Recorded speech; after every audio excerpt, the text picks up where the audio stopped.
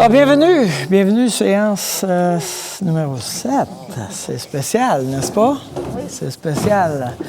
Alors, nous avons déjà fait on est à mi-parcours. On est à mi-parcours, et puis, oui, à mi-parcours. Et donc, on a été dans la zone avec l'autre qui a un problème, et on a mis de l'accent sur l'écoute. On a passé une seule séance sur « il n'y a pas de problème ». Mais que voulez-vous? Ça prend un peu plus d'outils quand on a un problème. Alors là, maintenant, on traverse. Et puis, c'est maintenant nous qui avons un problème. Donc, quand nous, on a un problème, qu'est-ce qu'on va faire et qu'est-ce qu'on peut faire? Alors, ça va être un peu l'objet de notre séance aujourd'hui. Mais dans un premier temps, j'aimerais ça vous demander de nous partager vos découvertes, vos expériences, que ce soit avec un reflet, un obstacle à la communication, un message d'appréciation, une expérience que tu as vécue d'une manière ou d'une autre.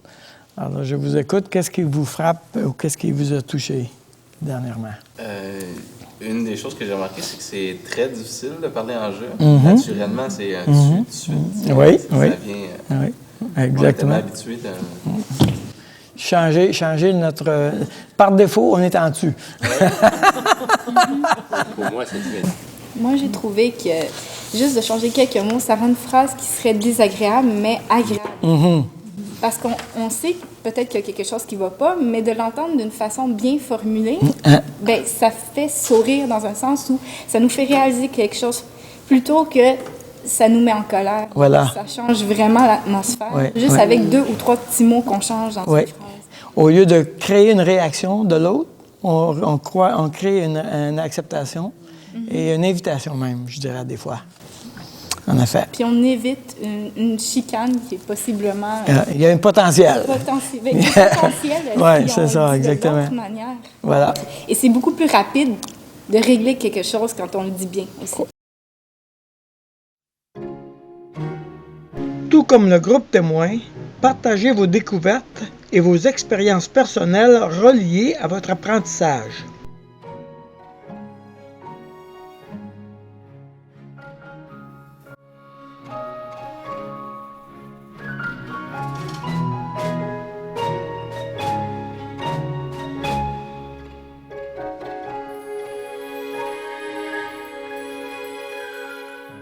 Donc là, on arrive dans... Maintenant, c'est nous qui avons un problème.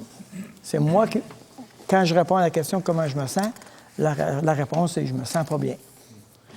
Donc, c'est moi qui ai un problème. Puis quand c'est moi qui ai un problème, il y a aussi des habiletés différentes de celles qu'on a vues, c'est-à-dire l'écoute et les messages en jeu d'appréciation, de prévention, etc. Maintenant, on va aller dans la direction des messages de confrontation. Quand moi, j'ai un problème, je vais communiquer ce que je vis. Quand l'autre a un problème, je vais juste t'accompagner dans ce que tu vis. Alors là, maintenant, c'est moi qui ai un problème.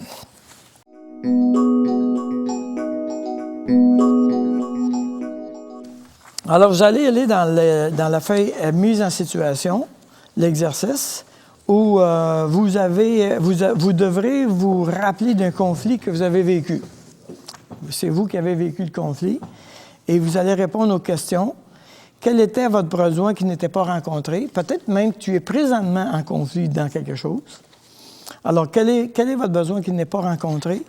Quel était le besoin de l'autre qui n'était pas rencontré?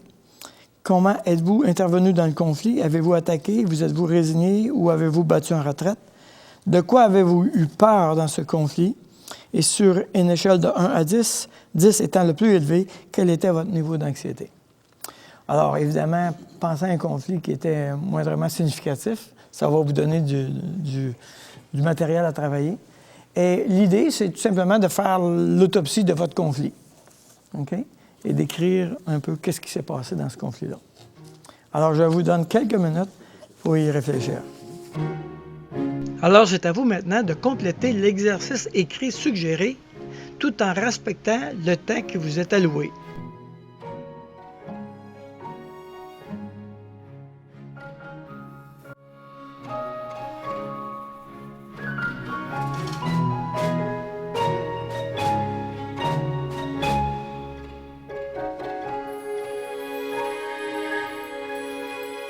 dans l'exercice qu'on vient de faire, quel était l'élément qui était le plus difficile à répondre ou avec lequel vous vous êtes battu le plus? Oui. Je ne sais pas encore c'est quoi la réponse. Ah. Quel était le besoin de l'autre? Ah, C'est voilà. quoi le besoin de l'autre? C'est quoi le besoin de l'autre? Voilà. Voilà. C'est difficile, hein? C'est difficile. Oui, parce qu'on ne l'a pas écouté comme... Nous, on était pris dans notre problème à nous. Si on Hein? avait su, le conflit aurait peut-être été réglé. Probablement, exactement. Alors, ce qui arrive, c'est que quand il y a un conflit, nécessairement, et particulièrement, là, on parle d'un conflit, on va aller visiter les conflits plus tard, mais là, j'ai un problème, OK? Mais le problème, quand je suis pas bien, dans la zone inacceptable, souvent, c'est parce que je suis en conflit, OK? Mais dans le conflit, on va voir ça plus loin, il va falloir nommer le besoin de l'autre. Et ça, c'est le défi. Hein? Parce que moi, je veux résoudre mon besoin. Alors, si je t'accorde ton besoin, est-ce que le mien va être satisfait? Okay? Alors, il y a une lutte de pouvoir.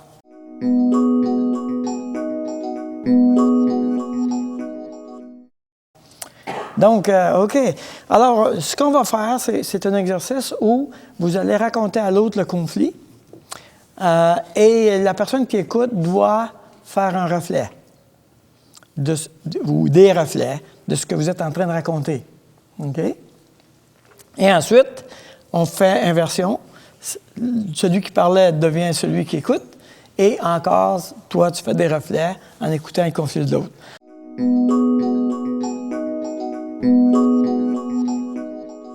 Alors, on va faire une démonstration. Et je vais demander à une personne de nous raconter son conflit. Et moi, je vais faire celui qui reçoit. Je suis allée rencontrer le père pour lui exprimer que j'avais un problème de gestion de crise et que j'avais plus de solution et plus de mots depuis 1 an et demi et que je lui demandais maintenant de s'impliquer dans mon problème parce que je pense qu'il y a un rôle à jouer important là-dedans. Puis qu'il n'était pas obligé de me dire ce qu'il était pour faire, que ça ne m'appartenait pas. Mais que je souhaitais que mon problème se règle assez rapidement, que je n'étais plus capable. OK.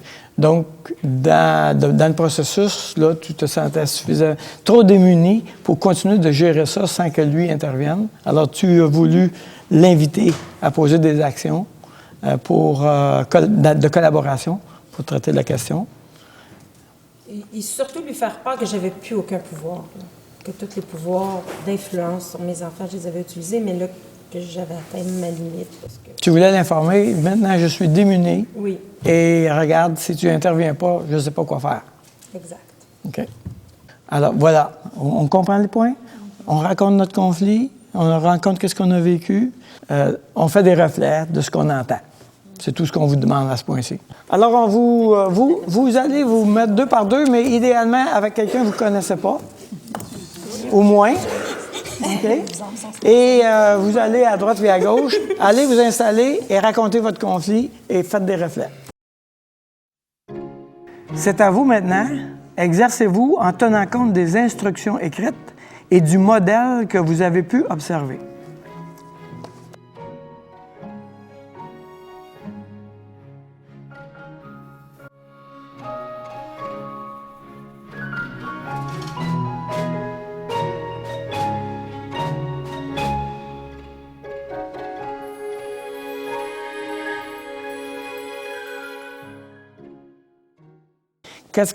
Comment vous avez reçu ça? Comment vous avez vécu ça? Mais ça a permis d'identifier les sentiments qu'on a vécus au moment du conflit, parce que des fois, tu les as vécus, mais tu ne les as pas identifiés. Tu ne les as pas nommés. Tu les as pas nommés. Là, je les nomme. Et quelqu'un me dit... OK, oui, c'est bon. Alors, on voit l'effet du miroir, tu vois. Quelqu'un le voit, le sentiment, il te le dit. Ah, c'est ça, OK. C'est la raison pourquoi ça aide dans l'exploration. On peut sentir facilement l'émotivité aussi. Oui. Beaucoup fait que ça vient oui. brouiller un peu la vision du problème. Oui. Tout comme le groupe témoin, c'est à votre tour maintenant de faire un tour de table et de compléter l'exercice.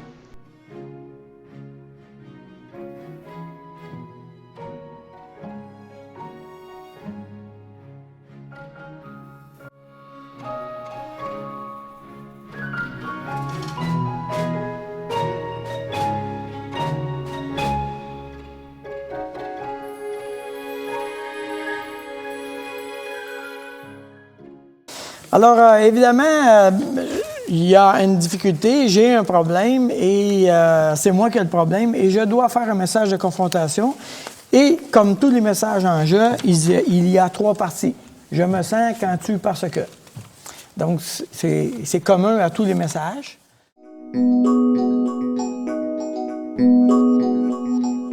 On va commencer par en écrire quelques messages de confrontation. Et vous avez un exemple de l'exercice émettre un message de confrontation. Alors, la situation est la suivante. Le répartiteur promet beaucoup plus de réparations que je ne peux en faire. Le répartiteur promet beaucoup plus de réparations que je ne peux en faire. Alors, le sentiment, c'est je suis frustré, irrité. Le comportement, il promet au client plus de réparations que je ne peux en faire. Et l'effet, dans ma vie, évidemment, là, on invente l'effet, dans ce cas-là. Les clients se plaignent et m'engueulent de mon retard. Alors là, j'ai un message de confrontation, j'ai les éléments du message de confrontation, et je dis, quand tu promets plus de réparations que je ne peux en faire dans une journée, je me sens vraiment irrité parce que je me fais engueuler par mes soi-disant retards. Vois-tu? Donc, voici ton comportement, voici comment je me sens, puis voici l'effet que ça fait dans ma vie. Un message de confrontation. Le message de confrontation ne règle pas le problème. Ce n'est pas la formule magique. Après que je l'ai dit, mon problème vient d'être réglé. Le message de confrontation nomme le problème. Ça clarifie. Ça clarifie. De la même manière que quand j'écoute et que j'arrive à une place où j'ai bien nommé le besoin, là, maintenant, on sait où on est.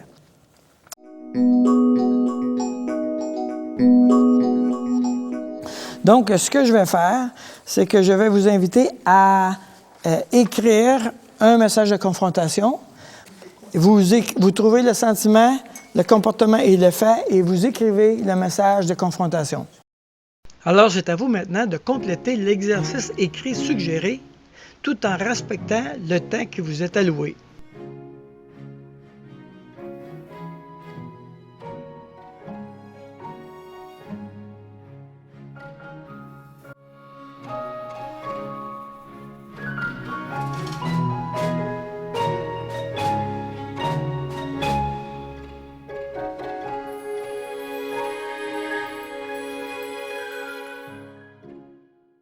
Alors, la situation numéro 1, il y a quelques personnes qui l'ont. Qui aimerait se lancer?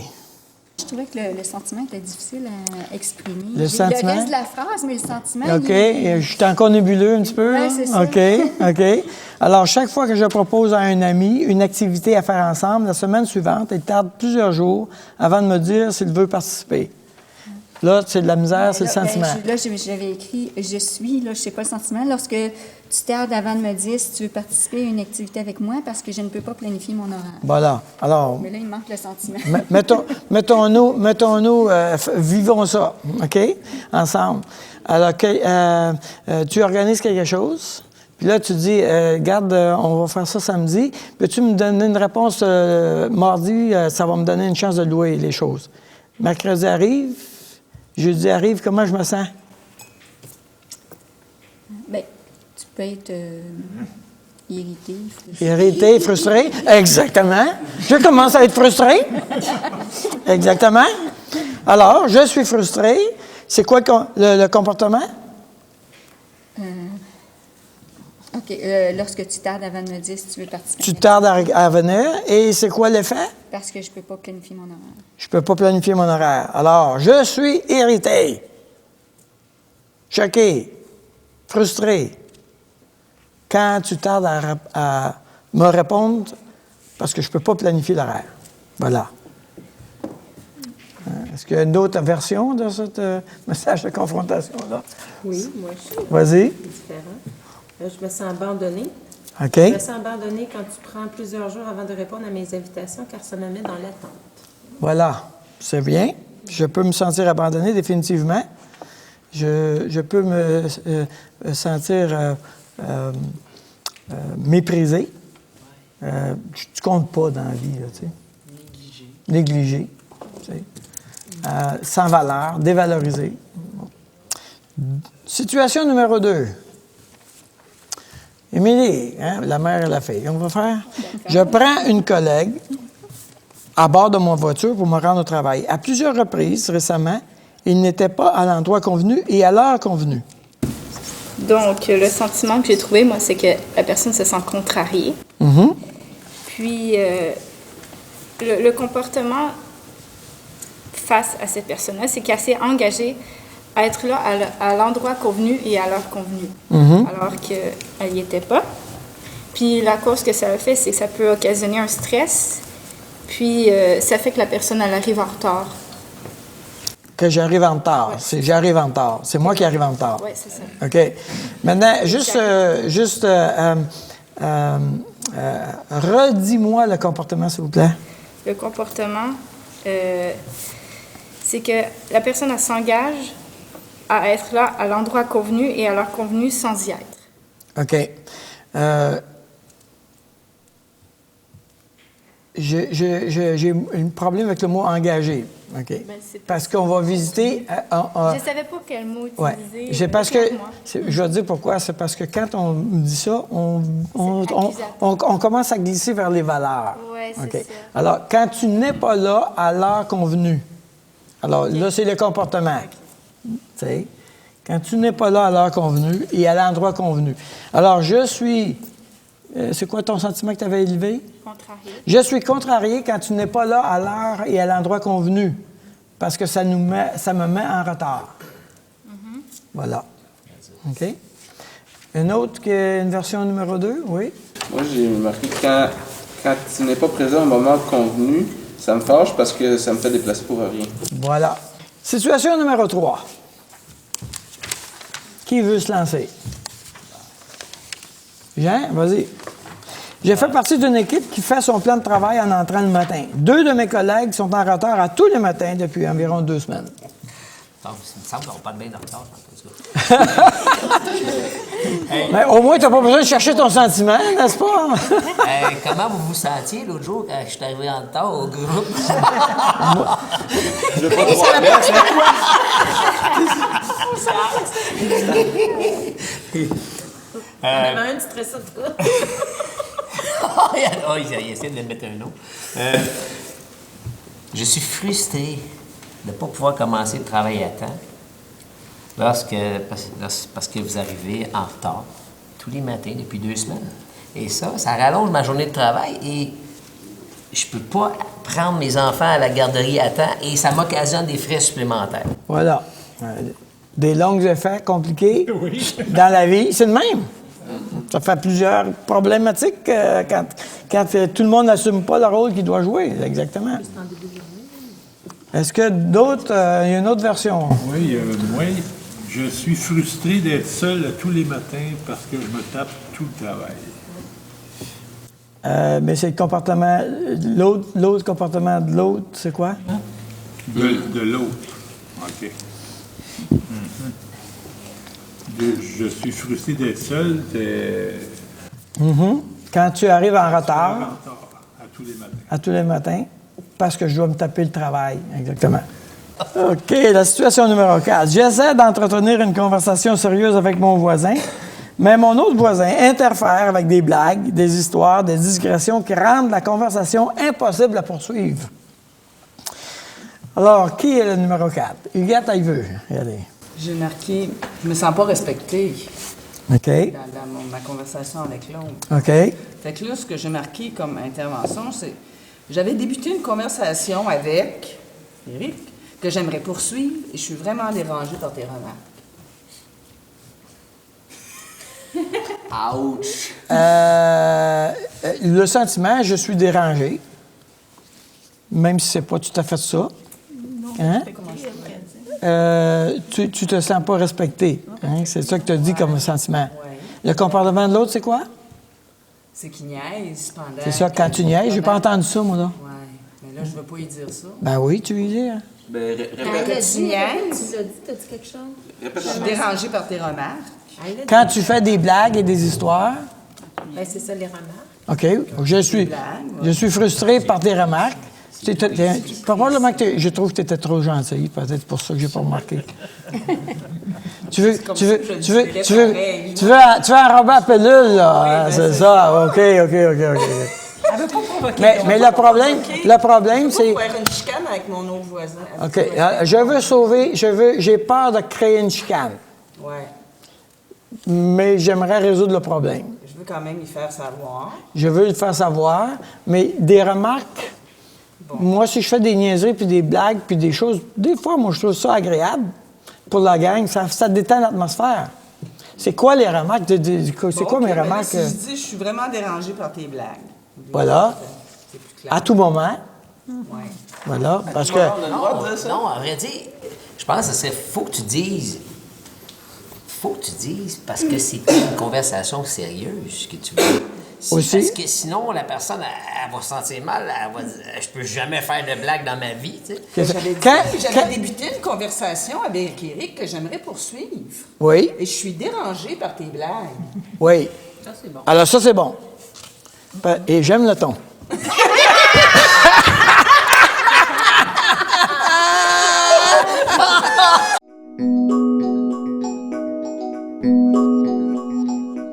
Alors, on a commencé à saisir un peu la mécanique du message de confrontation et évidemment, c'est nous qui avons un problème. Donc, éventuellement, ça va être nous qui devrons émettre ce message de confrontation-là. Maintenant, une erreur fréquente, c'est que je fais mon message de confrontation beaucoup trop tard. C'est-à-dire que ça fait trop longtemps que la limite a été dépassée. Autrement dit, si la personne a fait des blagues puis elle passe son temps à niaiser, mais ça fait des mois quand dans toi tu bouilles, là. Encore une niaiserie. Encore une niaiserie. Quand tu vas faire ton message de confrontation, ça se peut que ça soit très émotif. Tu comprends? Mais si après une fois,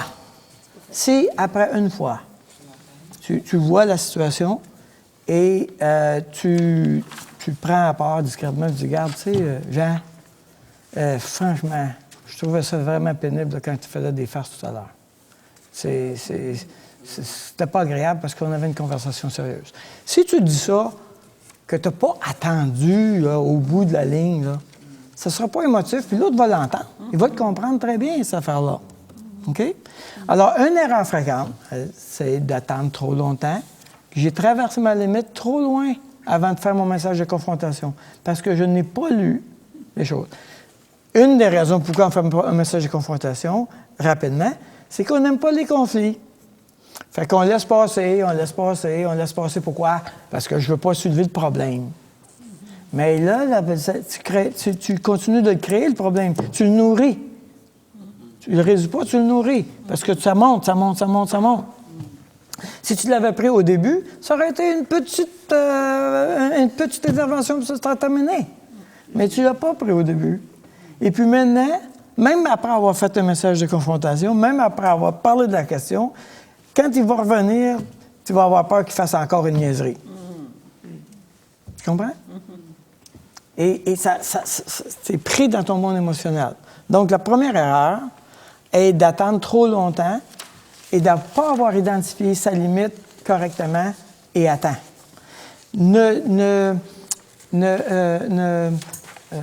Banalisez pas « je me sens mal ». J'ai un problème.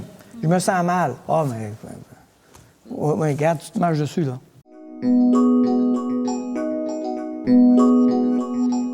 Il y a certains saboteurs qui nous empêchent de faire un message de confrontation. Il y a 3 saboteurs, vraiment. L'émotion, la peur, le mensonge est un premier saboteur. Nous avons peur, nous avons peur des conflits, nous avons peur de l'autre, nous avons peur de la réaction de l'autre, nous avons peur dans quoi on va être embarqué. Des fois, on a peur d'être rejeté, des fois, on a peur de la colère de l'autre, des fois, on a le souvenir de mauvais résultats, OK? De mauvaises expériences. Autrement dit, il y a une liste d'événements qui m'empêchent d'intervenir. Je dois les nommer dans ma vie. C'est une question de connaissance de soi. Je ne le fais pas parce que j'ai peur d'eux. OK? Autrement, parce que si je ne fais pas ça, je sabote mon propre cheminement. Deuxièmement, un message en tu. Je parle en tu. Et troisièmement, je combine le message en tu avec un obstacle à la communication. OK? OK? Alors, tu fais toujours ça comme ça, puis ça m'écœure, ben, mais là, tu viens juste de saboter tout ton message de confrontation. Alors, on a des saboteurs, et je devrais dire que quand on parle d'une confrontation, il y a un enjeu émotionnel qui demande que nous soyons en sécurité intérieurement et que nous ayons ou nous choisissions le courage de risquer le changement, de s'investir à risquer le changement. Donc, ça veut dire qu'il va y avoir émotionnellement un engagement de ma part. Et la raison pourquoi je retiens la confrontation est liée avec mon monde émotionnel intérieur. Vous allez découvrir, j'espère rapidement pour vous, que la plupart des confrontations, quand elles sont faites au bon moment, rapidement, l'autre ne savait pas, puis tu viens juste donner une information. Wow, c'est correct, je ne ferai plus ça de même. Moi, j'ai fait un plat avec ça, j'ai fait une montagne avec ça, puis l'autre, il a eu l'information. Ah, c'est pas de problème. C'est fini. Hein? Comment ça, c'est fini? C'est quoi l'histoire, là? Et il y a toute une surprise.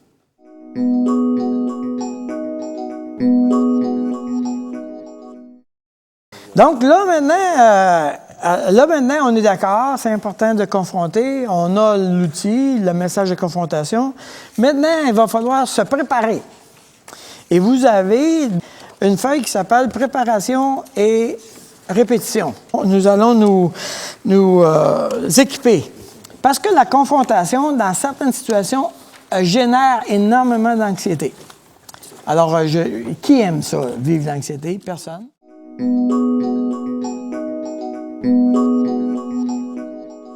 Dans les cas de confrontation, de problèmes, la plupart des situations, ce sont des situations récurrentes.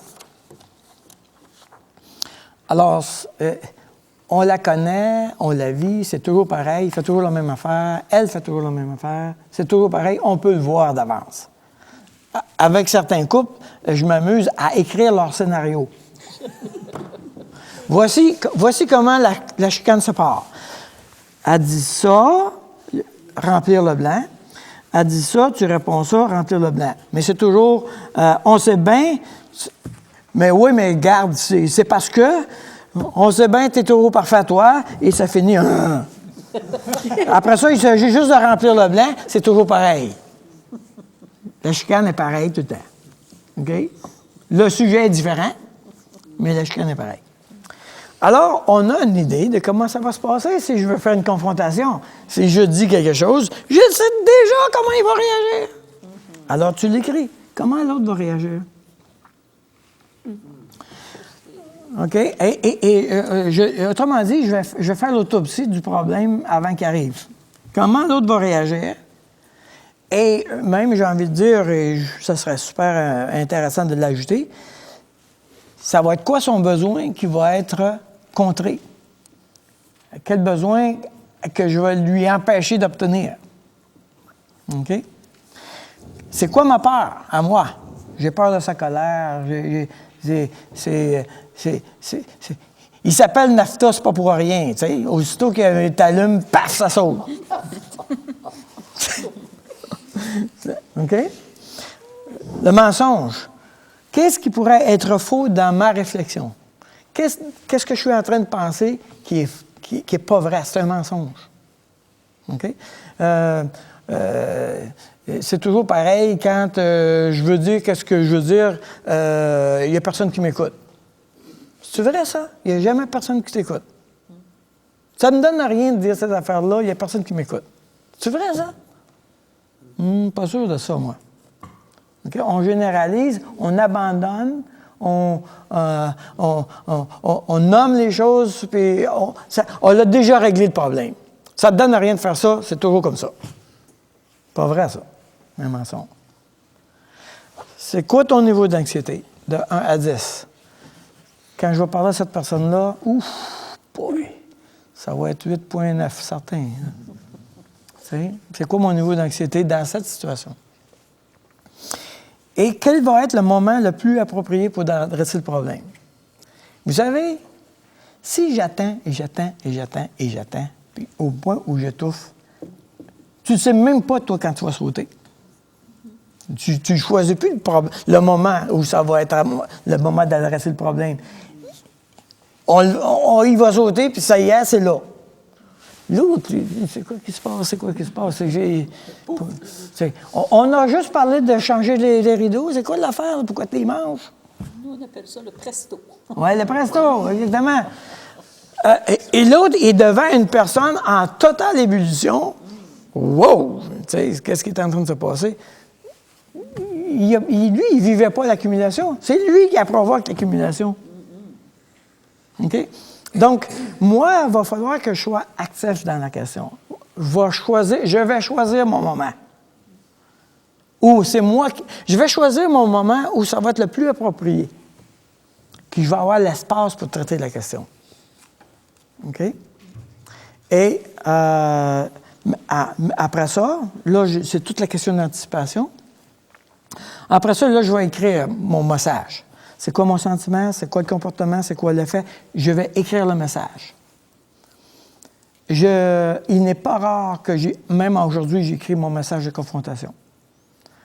Parce que ça m'oblige à m'explorer. C'est quoi que je vis vraiment dans cette affaire-là?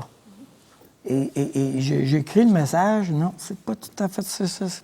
C'est pas tout à fait ça. Il me manque de quoi? Puis je me bats pour la nommer, l'affaire. OK? Donc, il y a un travail à faire. Qu'est-ce qu'il mérite là-dedans? T'sais? Il fait toujours des niaiseries.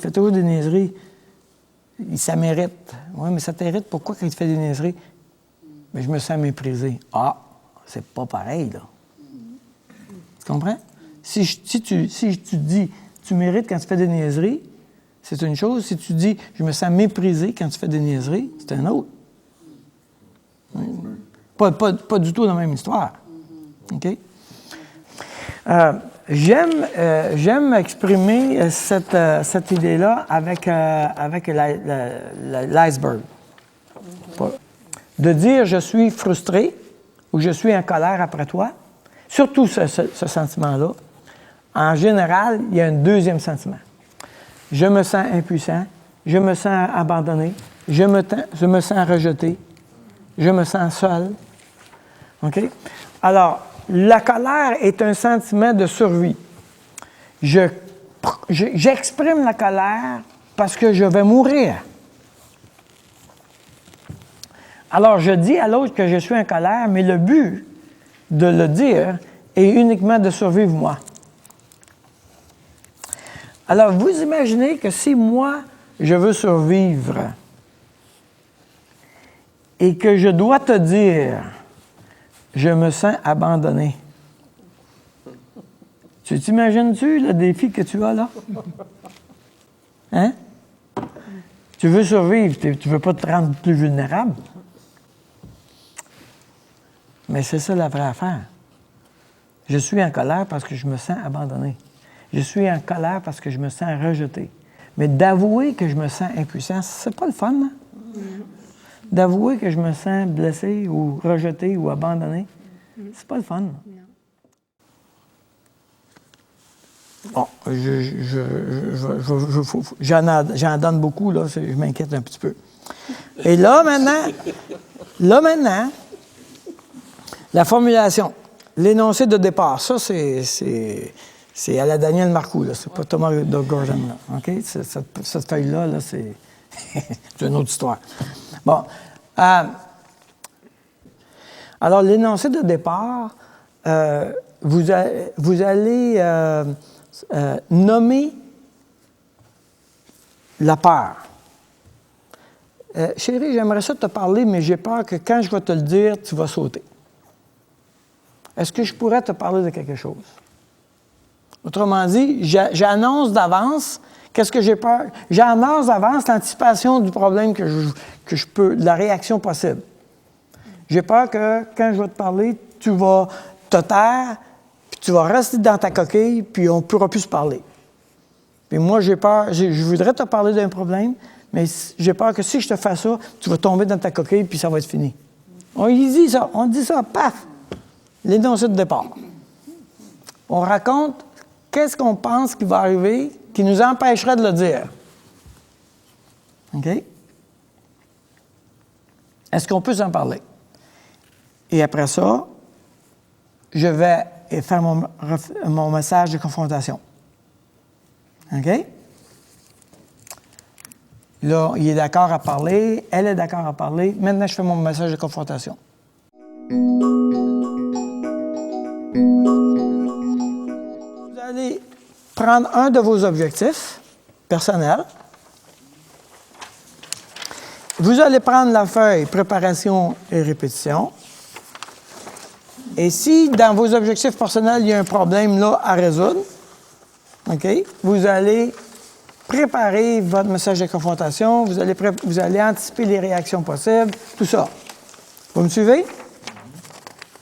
Si vous n'avez pas dans vos objectifs un élément qui demande un message de confrontation, alors je vais vous demander d'écrire un message de confrontation d'une situation possible avec quelqu'un que tu aimerais faire. Ça va? Je vous donne l'occasion d'écrire ce message-là et on va, après ça, le partager. Alors, c'est à vous maintenant de compléter l'exercice écrit suggéré tout en respectant le temps qui vous est alloué.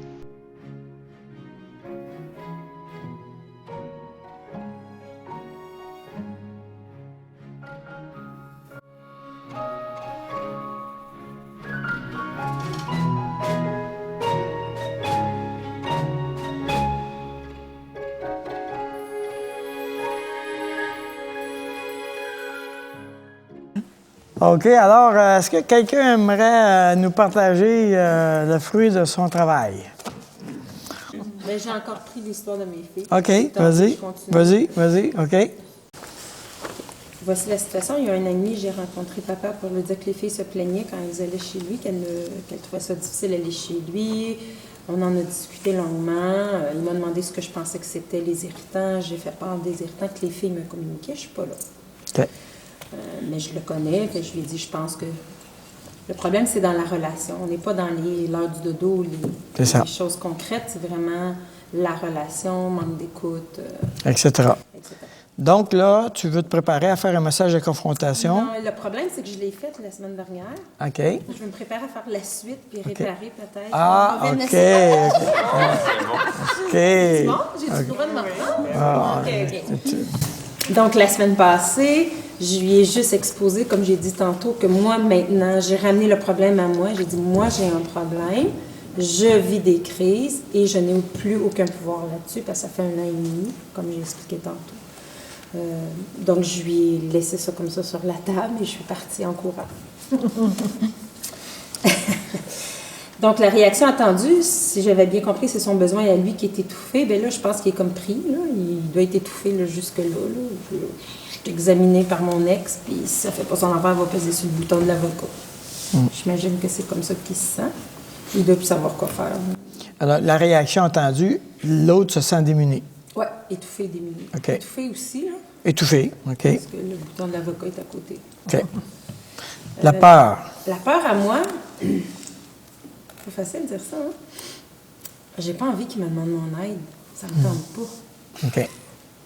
Je sais, c'est épouvantable, hein? Je sais, j'ai très honte de le dire, mais j'ai plus envie. Je suis contente, là, finalement, d'être séparée depuis 4 ans. J'ai plus envie, tu sais. Mais tu n'as pas envie, mais tu as peur de quoi si tu te demandais ton aide? Oui, mais si tu te demandais ton aide, il y arriverait quoi? Bien, il faudra encore que j'ai l'impression qu'il faudra encore que je répète les mêmes affaires que j'ai répétées il y a 1 an et demi. J'ai peur de revivre une situation. J'ai peur d'être dans une situation sans issue comme j'ai déjà vécu. Tu sais? Et je crois que la situation que nous sommes là me replonge dans une situation sans issue. Voilà. Voilà, OK. La chance que je m'accorde, c'est qu'il ne changera pas. Oui. OK. Niveau d'anxiété? Bien, 9. 9. Et moment approprié pour faire ça? Je suis un petit peu gênée. J'ai envie juste par courriel, ma belle phrase. Mais c'est vrai que c'est ça, j'ai envie. Okay. Je suis honnête. Ouais. Mais non, une belle soirée, là, planifier du temps, aller le voir. Okay. Mais tu vois dans mon yeux, ça me tente pas. C'est ça. Alors... Elle me semble un beau courriel, non? Non. Alors là, OK, alors, dans l'anticipation et dans la préparation, dans un cas comme ça, je dirais, il faut se donner la permission de faire notre propre processus à nous jusqu'à temps qu'on soit prêt à le faire. Si tu le fais parce qu'il faut le faire en passant par-dessus toi, tu passes par-dessus tes propres limites. Il faut que j'attends. Je sais que la vraie réponse, ma tête me dit Notre que la vraie tête. réponse, c'est la soirée, Ouais. mais mon cœur me dit courriel. Fait qu'il faut que j'attende que mon cœur soit rendu avec ma tête, c'est ça? Et oui, puis je dirais, il faut que tu respectes. Tu sais ce que ta tête demande, qui est la bonne chose à faire. Mon cœur n'est pas prêt. Okay. Je me donne la permission d'attendre que tout ça vienne ensemble. Ça veut dire qu'il peut y avoir un délai. Ça risque pas d'être trop longtemps, comme on parlait tantôt. Regarde, si je le fais en me passant dessus, entre toi et moi, penses-tu que ça va réussir? Non. Je suis pas sûr. Fait que je vais beaucoup mieux de me respecter, puis pas me passer dessus, puis comprendre qu'est-ce qui m'arrive, qu'est-ce que j'ai. Tu sais, j'ai peur d'être dans un imbroglio, que j'arrive sans issue. Bien, il va falloir que je règle ça pour moi-même avant d'avancer plus loin. Qu'est-ce que je fais dans une situation sans issue? Bien, je l'ai compris quand j'ai réfléchi sur mon sentiment. Mm-hmm. Parce que dans le fond, je suis triste, puis je suis déçue parce que j'y croyais à la garde partagée. Mm-hmm. Alors, c'est ça. Tandis que là, les enfants réagissent à la garde partagée. C'est ça. Ils veulent y aller une fin de semaine sur deux. C'est ça. C'est ça. Fait que je suis déçue. Oui. Alors, j'avais un plan que j'avais élaboré, il ne fonctionne pas comme je pensais. C'est ça. Alors là, c'est ça. C'est bien. Alors, tu vois, le fait de faire tout l'exercice nous demande de nommer qu'est-ce que je suis en train de vivre, là. Okay, c'est ça l'affaire. Alors, le moment approprié, bien, au moins tu peux dire, quand je serai en paix, que je ne serai pas en ébullition intérieurement, que là, je me sentirai capable d'affronter la question. OK? Le sentiment, comportement et effet, fais simplement, dis-nous ton message de confrontation. Pas l'énoncé de départ? Avant. Tu peux le faire, l'énoncé de départ, oui. Qui va se fermer, qui va dire « OK, là, j'ai compris ». OK. Mon message de confrontation, je me sens triste et déçue de voir partir mes filles en peine et que tu n'acceptes pas de t'investir et faire différemment dans ta relation avec les filles. Mm-hmm. Voilà. Redis-le, je t'écoutais pas. Excuse-moi, c'est ça. Ben, elle est super belle dans un courriel, je te le dis. Ouais,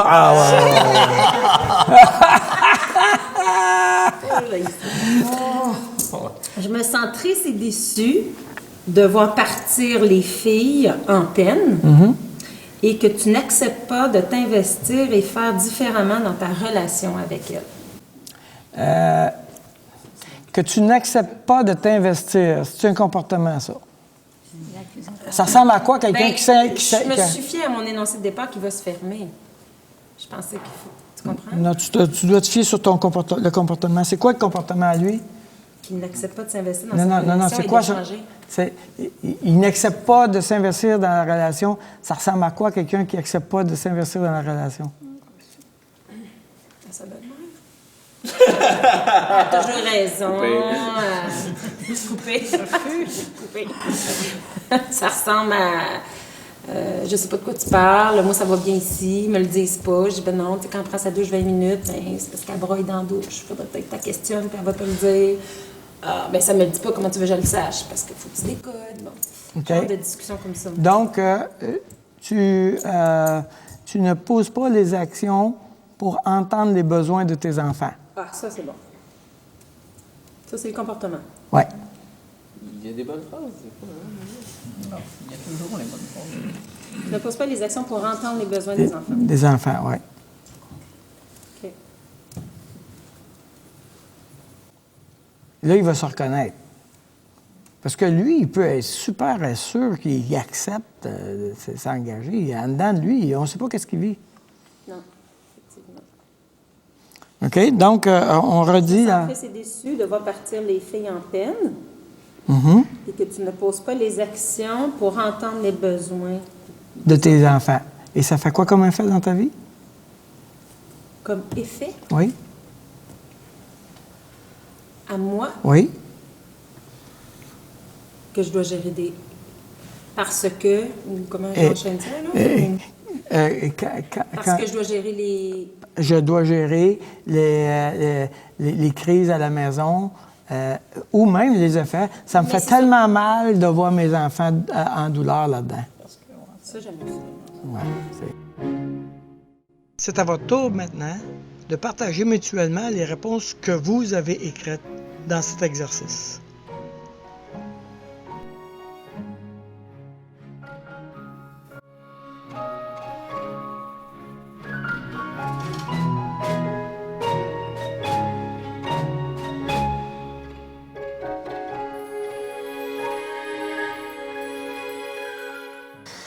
Alors, on se dit, le message de confrontation est uniquement pour nommer le problème.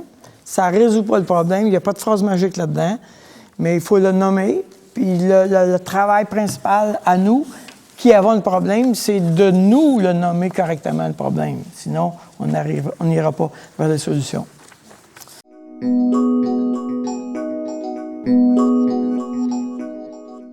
Alors, pour terminer, les travaux pratiques, évidemment, ça va être de continuer d'identifier quand vous traversez votre limite, quand vous commencez à vous sentir mal, même juste un petit peu,